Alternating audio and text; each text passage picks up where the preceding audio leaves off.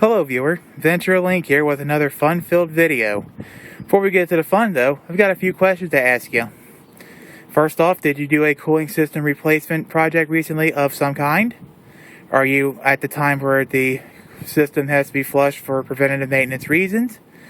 And or do you need to replace your thermostat? Well, if you've answered yes to any of these three questions, then stay tuned because I'm going to show you how to flush the system and replace your thermostat today. But before that, I want to get into a little bit of background about how a thermostat works. Basically, a thermostat acts as a mechanical valve that sits somewhere in your engine, usually in a cavity on the outside part of your engine, and in this regard, it sits right in here. The location can vary based on vehicle, but in our case, it's up there. The vehicle in question, of course, is a 2004 Mercury Grand Marquis GS, though obviously this can apply to the other Panthers as a whole. Shout outs for the Coolant Flush include a guy named Billy Bishop on the CrownVic.ca Facebook page for helping me to understand how the flushing process works and to answer any questions that I had. Thanks again, buddy. With that being said, the thermostat acts as a mechanical valve that sits in your engine. There are no electronic sensors or electronics on it. What it does is that it sits in your engine, watches over your engine coolant, and when it gets to a certain temperature that can vary, just so you know, stock temperatures usually are 188 to 200 degrees depending on manufacturer. Sometimes you can get a cooler thermostat. I will go over this in a minute, but pretty much for the purposes of this basic explanation, we'll say it's 195 degrees. When it gets to 185 degrees, which is about 10 degrees lower than what it normally opens, the thermostat will slowly start to open up. As it hits full-on operating temperature, it'll open up more and more and more to the point of about 80% to 100% opening, which then allows coolant to free flow for your system, which then goes to your radiator and passes back into your engine as cooler engine coolant. There is also a heater core inside your dash where the heat escapes from as well, causing you to have nice toasty heat in the months of winter. That's pretty much how your heat works in your vehicle. As far as temperatures go, stock temperature, as I said, usually 188 to 100 or 200 degrees. The reason being is because as you keep the engine at a high temperature like this, it's up for optimum power, fuel economy, and lower emissions. This does vary between manufacturers slightly. The cooler thermostats is usually for racing applications for two reasons. Number one, racers tend to use straight water in their systems because if they mix coolant in there and it leaks, it can cause an accident. Not to mention, as we all know in science class, water boils at 212 degrees Fahrenheit or about 100 degrees Celsius.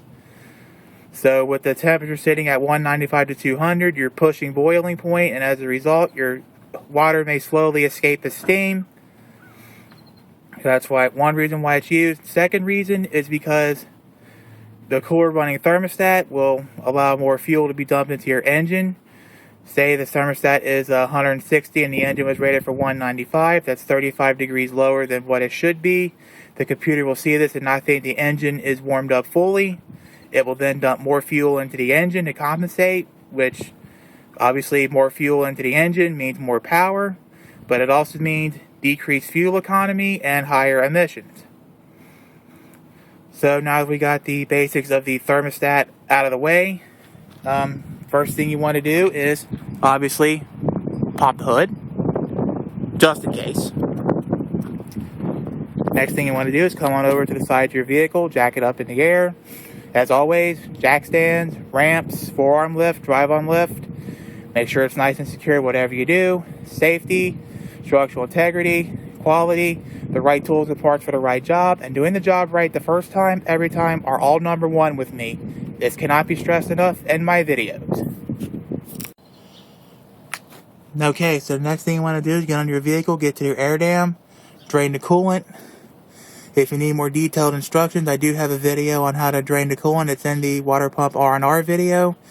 But for a too long didn't watch version of that particular part, first thing you want to do is remove the 3 bolts on your air dam. There they are, right in order. 8 millimeters takes them all out. After that, there is a push pin in the center. You can take that out with a flathead screwdriver or a panel remover. Or you can easily flip the air dam from where it is right now, left and right, and make it face up and down. This will give you easy access to your drain valve on your radiator and your lower radiator hose, which I will showcase a little later. Just so you know, on this radiator, the drain valve is a 19mm plastic bolt. What I used to undo mine initially was a 19mm socket, though a 19mm box wrench will do the job just fine as well. In addition, you want to undo this drain valve fully, and hopefully with your catch can underneath it to catch the coolant that comes out. The next thing you want to do is, for maximum water flowage, open your reservoir. Hopefully you're doing this on a cold engine. You want to open it up, keep it open. This will allow for maximum air flowage. When you notice that the coolant from the drain valve on the radiator starts to slow down, close it back off. And then move your drain pan over to the lower radiator hose. There's your lower radiator hose. Just so you know, you want to use a hose clamp remover, pliers, vice grips, what have you. Compress the two ears together. Pull the hose clamp back some, and then slowly pop the hose off. Aim your hose into your catch can and watch it go. When it starts to slow down, reassemble, and then come back to the top of your vehicle. Alrighty, now you know what comes next. Removing that access cover. Like always, 3/8 inch extension for a 1/4 inch drive ratchet, and a 1/4 inch drive ratchet gets it out. Just as a fair warning, like always, this bolt will fight you every step of the way, as seen, so make sure you do reposition it every so often. In addition, if you have trouble repositioning it, use a rubber mallet or whatever to help seat it in so you can get it out. And this bolt is pretty long. Now comes the fun part, undoing the thermostat housing bolts. One here, one here. Both of these are 10mm. Just as a fair warning, these bolts are pretty long, so be prepared to stand here for a while as you extract them. Go on ahead and extract your bolts now. With the thermostat housing bolts off, I was not kidding when I said they were long. I'm going to go on ahead, pop the thermostat housing off. There's your thermostat. Simply carefully remove it from the housing and put it to the side. At this point, you want to put 1 gallon of distilled water in the cavity here, 1 gallon of distilled water in the reservoir, and then put everything back together minus the thermostat. One thing I forgot to mention is that if you have a severe coolant gunk up or some kind of mess in the system, you may wish to use a coolant flusher agent. Put some into the reservoir and or your thermostat housing hole. Other than that, if this is a preventative maintenance flush, a bunch of distilled water should be more than enough to take care of your needs. With everything filled back up with distilled water, and head on over to your vehicle. Make sure that your heater controls are turned on all the way to the warm side, as seen here.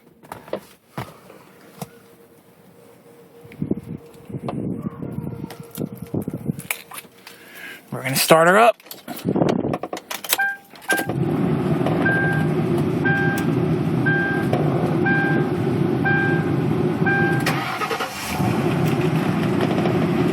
Okay, with the car started up and with the coolant flowing through the system without the thermostat, the goal here is to let this sit for 10 minutes, turn the engine off, let it cool down, then drain it, and then you're going to repeat the same steps that you did before. Just drain the coolant, put more water into the thermostat housing hole and the reservoir. But if you had to add flushing agent, do not add any more flushing agent. All you need is just a little bit. Just let it sit for 10 minutes. You're going to have to repeat this process at least 3 times to get everything out. So you should get right on that. I'll be here waiting for you when you get done with your 3 times flushing process. Here's a quick tip for you while you're waiting. When I started the car up, I noticed that my reservoir was half empty when I opened it up. Also had a half a gallon of distilled water.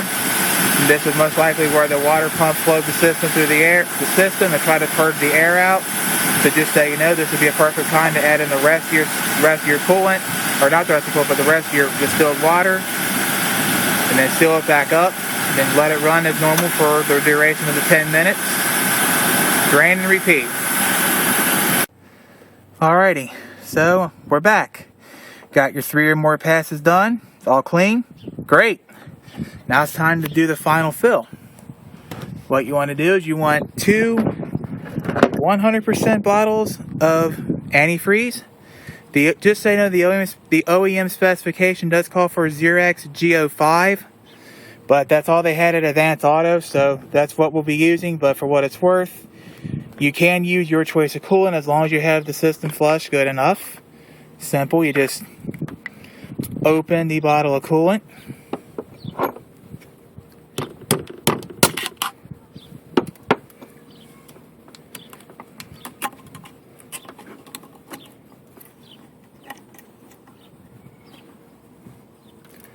Then you want to dump some into your thermostat housing.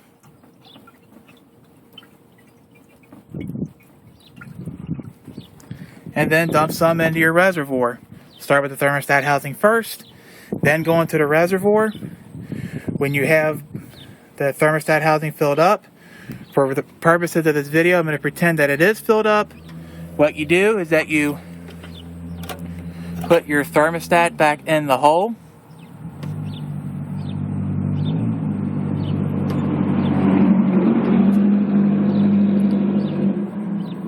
Realign the gasket as such. Put the thermostat housing back on top of the thermostat. Put the 2 bolts in the thermostat housing.